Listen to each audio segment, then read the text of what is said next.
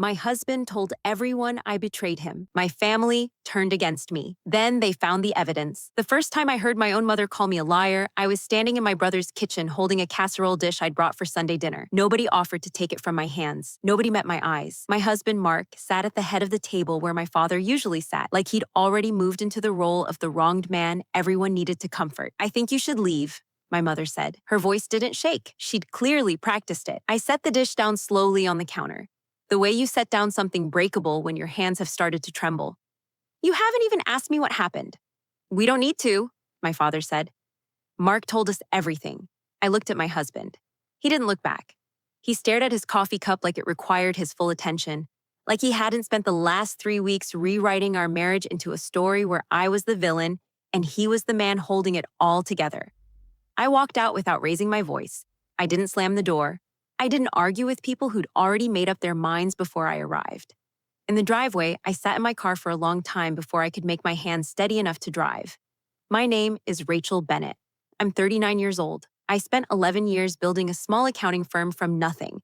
Just me, a laptop, and a folding table in a spare bedroom, into a practice that now handles books for 40 local businesses.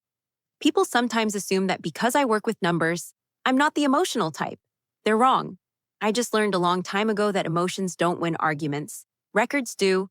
I grew up 40 minutes outside Asheville, North Carolina, the middle child between my brother Tom and my younger sister Claire. We weren't a perfect family, but we were close, or at least I believed we were. Sunday dinners, birthday phone calls that always ran too long. The kind of family that shows up. I married Mark when I was 28. He sold commercial real estate, charming in the specific way salesmen are charming, quick with a compliment, quicker with an excuse.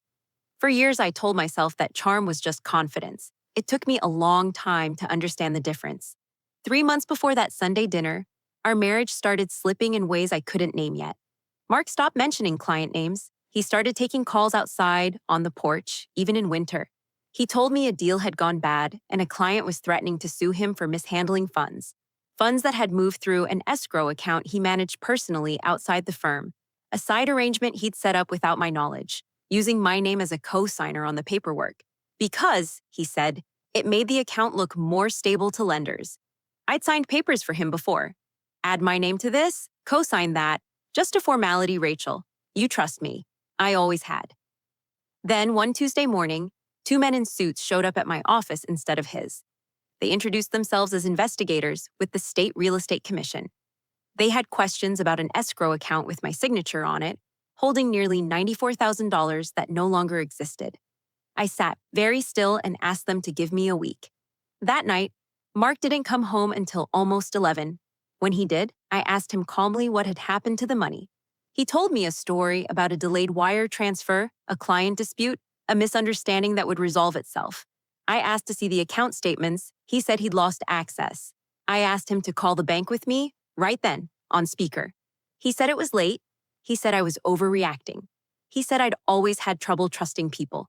I went to bed that night and didn't sleep. Around 3 in the morning, I got up, opened my laptop, and began doing the only thing I knew how to do when the people around me wouldn't tell me the truth. I started reading the numbers myself. By Thursday, Mark had a story ready for everyone but me.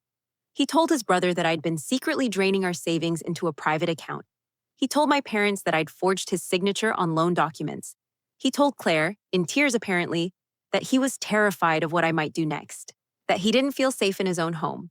I didn't know any of this yet. I only knew that every time I tried to ask a direct question, Mark answered with a different version of the same deflection, smaller and more wounded each time, until I started to feel like the unreasonable. "Rachel, you need to get help," she said. "Help with what?" "Mark told us about the account, about what you did." I sat down slowly on the kitchen floor, my back against the cabinets, the phone pressed so hard against my ear it hurt. "What exactly did he tell you I did?" She hesitated. That hesitation told me everything before her words did. "He said you moved money without telling him, that you've been lying about the business for months, that he's scared, Rachel. He said he might need to talk to a lawyer about protecting himself from you."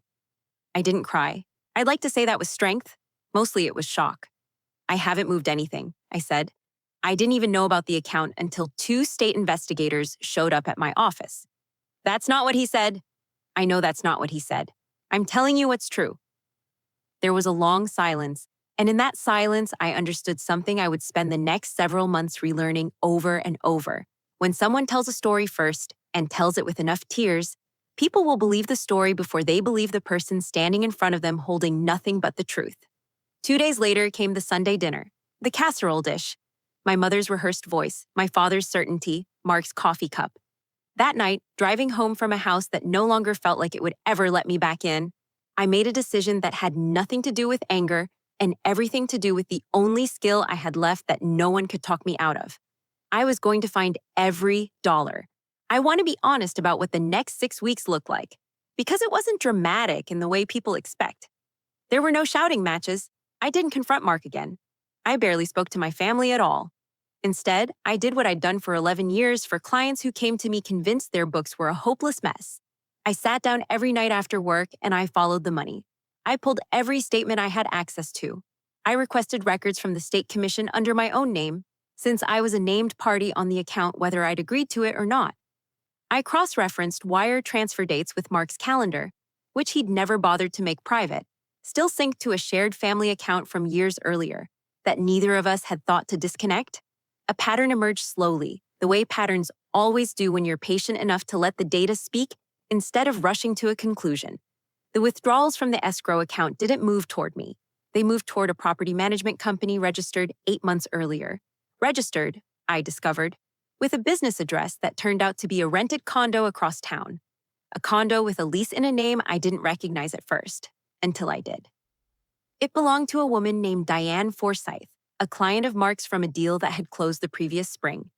I sat at my kitchen table at 1 a.m. with 3 printed pages in front of me, and for the first time since the investigators walked into my office, I felt something other than fear.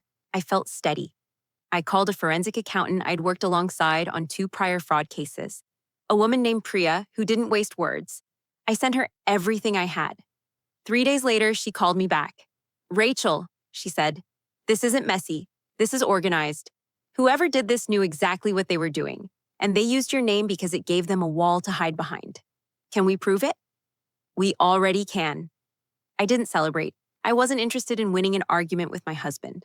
I was interested in the truth existing somewhere outside my own head, written down in a form nobody could argue with. The following week, I did something I hadn't done in over a month. I called my father directly, not to explain myself, but to ask one question. "Did Mark ever show you any actual documents?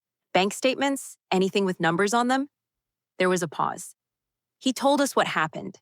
He didn't need to show us paperwork. We believed him." "I'm not asking you to believe me," I said. "I'm asking you to look at something. Just look. That's all I want." I sent the file that evening. Not the full case, just enough to show the timeline, the company, the lease, the dates that didn't match the story Mark had been telling for weeks. I didn't call to ask if they'd opened it. I'd learned that the only thing worse than people not believing you is begging them to. 2 days later, my brother Tom called. His voice had none of the certainty it carried at that Sunday dinner. "I co-signed something for him," he said. 18 months ago, a small business loan. He told me it was temporary, that you both knew about it." I closed my eyes. "I didn't know about it, Tom." Mark hadn't only used my name, he'd used my brother's. He'd used whoever trusted him enough to ask the fewest questions. I felt no satisfaction hearing that. Just a tired, familiar ache. The specific ache of watching a lie finally run out of places to hide. A week after that, Claire showed up at my office unannounced, holding her phone like it weighed more than it should. "I read it twice," she said. "The lease, the dates. I matched them against the trip he said he took for work in March." I didn't say anything. I let her get there on her own. "He wasn't working in March," she said quietly. "He was with her." "I know." "I'm sorry, Rachel. I didn't even ask you what happened. I just believed the version that made me feel less guilty about not checking. I didn't tell her it was fine. It wasn't. Not yet. But I told her I understood why it had felt easier to believe a man crying at a dinner table than a sister too composed to cry in front of anyone. The state investigation moved forward in its own slow procedural way, and so did mine. Mark was eventually required to produce full records of the escrow account, and when he couldn't account for the discrepancy, the truth Priya and I had assembled became the truth everyone else had access to, whether they wanted it or not. The company was tied directly to him. The lease was tied directly to him.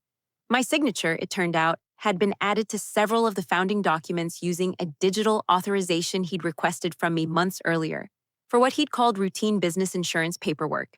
I hadn't forged anything. I trusted someone who used my trust as a tool. At mediation, Mark's attorney tried, briefly, to suggest that I had been a willing participant, that I'd simply change my story once things became inconvenient. My attorney didn't raise her voice. She didn't need to. She placed 3 binders on the table, each one labeled by month, each transfer traced to its destination, each signature dated against a digital authorization log that proved exactly when and how it had been obtained. The mediator went quiet for a long time reading through it. When he finally looked up, he looked at Mark, not at me. "I don't think we need to discuss intent any further," he said. I didn't smile. I didn't feel triumphant. I felt for the first time in months like I could finally exhale. 6 weeks later, my parents asked me to come for Sunday dinner. I almost said no. I sat with the invitation for 2 full days, and I learned something I now tell every client who sits across from me, convinced their finances are too tangled to ever make sense again. The truth doesn't need you to defend it loudly.